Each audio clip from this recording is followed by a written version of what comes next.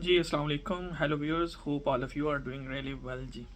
अच्छा, आज का एक वीडियो है जी, उसके ऊपर क्योंकि बहुत सारी क्यूरीज आती हैं, लोग बहुत सारे पूछते हैं। इसके ऊपर पहले भी मैंने कुछ दफ़ा बात की है, लेकिन फिर दोबारा से मैं एक्सप्लेन कर देता हूँ। ये उन लोगों के लिए है जो कि क्वालिफाइंग बेनिफिट जो हैं वो ले रहे हैं।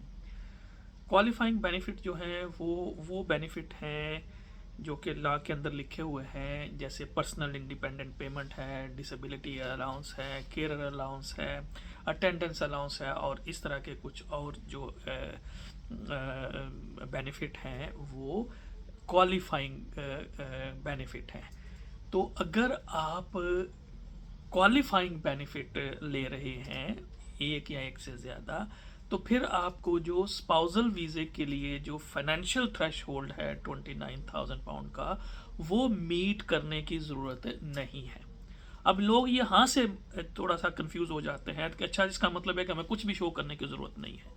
आपको ये शो करने की ज़रूरत नहीं है कि आपकी ग्रॉस ईयरली इनकम जो है वो 29,000 पाउंड है, लेकिन आपको ये ज़रूर साबित करना है कि यू हैव एडुकेट मेंटेनेंस, आपके पास मुनासिब अमाउंट मौजूद है कि आप और आपका वो स्पाउस जो यहाँ आ रहा है वो आराम के साथ without any additional public fund जो है वो गुजारा कर सकेंगे।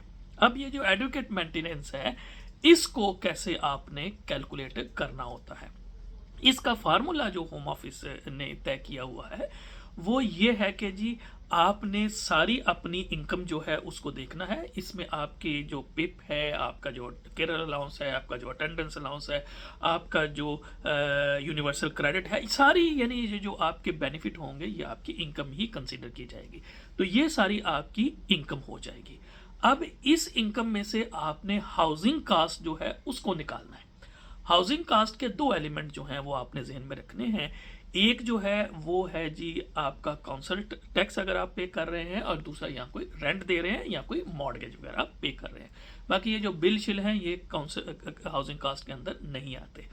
तो ये आपने यानी इनकम माइनस जो है वो आपका हाउसिंग, इसको इक्वल और ग्रेटर देन, इसको हम कहते हैं इनकम सपोर्ट थ्रेश होल्ड। ये है कि दो मियाँ बीवी जिनकी एज जो है वो 18 साल और उससे ऊपर हो, तो दो बंदों के लिए वीकली जो पैसे चाहिए वो चाहिए आपको 144 पाउंड एंड 65 पेंस।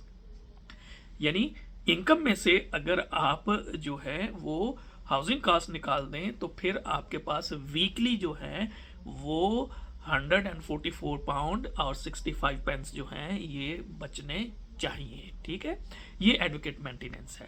और अगर इसके साथ कोई डिपेंडेंट चाइल्ड भी मौजूद है, चाहे वो ब्रिटिश है और चाहे वो बाहर से आ रहा है, तो उसके लिए याद रखें कि एक बच्चा जो है वो 84 पाउंड 66 पेंस जो है वो कास्ट करता है वीकली। तो ये ज़रा जहन में रख लीजिएगा कि अगर बच्चे भी मौजूद हैं किसी हाउस होल्ड के अंदर, तो उनकी जो मेंटेनेंस की जो अमाउंट है वो मैंने आपको बता दी है, वो 84 पाउंड 66 पेंस जो हैं वो मौजूद है।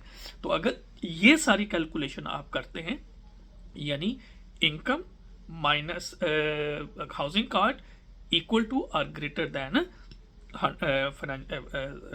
इनकम सपोर्ट थ्रेश होल्ड, तो फिर आप ये रिक्वायरमेंट पूरी करते हैं। अगर आप ये रिक्वायरमेंट पूरी नहीं करते तो बेशक आप पिप ले रहे हैं या डिसेबिलिटी लिविंग अलाउंस ले रहे हैं या केयर अलाउंस ले रहे हैं, अटेंडेंस अलाउंस ले रहे हैं, तो फिर भी आप रिक्वायरमेंट पूरी नहीं करते तो आपका वीज़ा जो है वो रिफ्यूज़ हो जाएगा।